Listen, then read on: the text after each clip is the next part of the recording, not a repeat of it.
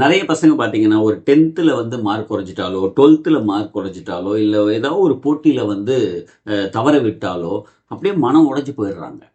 அந்த ஃபெயிலியர் ஏத்துக்கிற மனப்பான்மையே இல்லாம போயிடுது. தவறான முடிவுகளுக்கெல்லாம் போயிடுறாங்க. ஏன் பசங்க இந்த மாரி தவறான முடிவுகளுக்கு போறாங்க அப்படின்னு பார்த்தோம்னா, முதல்ல அவங்களுக்கு ஃபெயிலியர சந்திக்கிற மனப்பான்மையே இல்ல. நாம முதல்ல ஃபெயிலியர்ஸ சொல்லிக் குடுக்கணும். சின்ன வயசுலேருந்தே குழந்தைங்க படிக்கும்போதும், வளரும்போதும், போட்டியில கலந்துக்கும் போதும், கலந்துக்கிறது தான்டா முக்கியம், ஜெயிக்கிறது முக்கியம் இல்ல அப்படிங்கிறத தெளிவா அவங்களுக்கு புரிய வைக்கணும். இன்னொரு விஷயம், வெற்றி வெற்றி என்ன கொடுக்கும்னு நினைக்கிறீங்க? ஒரு சந்தோஷத்தை மட்டும் தான் கொடுக்கும். ஆனா தோல்வி வாழ்க்கையில ஜெயிக்கிறதுக்கான வழியை கொடுக்கும்.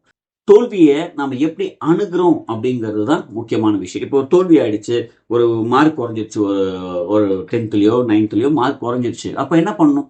நாம அந்த தோல்வியை எடுத்து டேபிள் மேல வச்சு நாம முறையா அதை பிரிச்சு பார்க்கணும். எதனால இந்த தோல்வி ஏற்பட்டது, எதனால இந்த மார்க் குறைஞ்சது. அதே போல ஒரு போட்டியில கலந்துக்கிறோம், ஒரு ஓட்டப்பந்தயத்துல கலந்துக்கிறோம். அதுல வந்து ஃபர்ஸ்ட் வர முடியல அந்த பையன், ஒரு குழந்தை வர முடியல. அப்ப என்ன பண்ணும்? எதனால வர முடியலன்னு தான் யோசிக்குமே தவிர, அது அழுதுட்டு இருந்தா ஒன்றும் பிரயோஜனம் இல்லை, இல்லையா?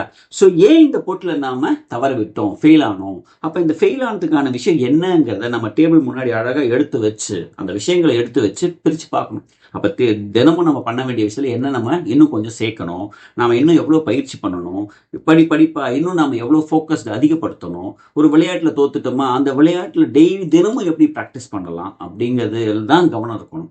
இப்படி நாம ஒரு ஒரு விஷயமா தோத்த விஷயத்துல எதனால தோத்தோங்கிறத பிரிச்சு வச்சு பார்க்கும்போது ஒரு 10 பாயிண்ட் கிடைக்குதுன்னா, அந்த 10 பாயிண்ட்ல ஒரு ஒரு பாயிண்டா சரி செஞ்சுட்டு வரும்போது என்ன கிடைக்கும்?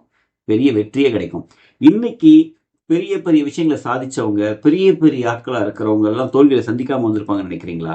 எவ்வளவோ பெரிய தோல்விகள்லாம் சந்திச்சு வந்திருக்காங்க. அதனால தோல்வியை முதல்ல சந்திக்கிற மனப்பான்மையை உங்க குழந்தைங்களுக்கு அழகா சொல்லிக் கொடுங்க.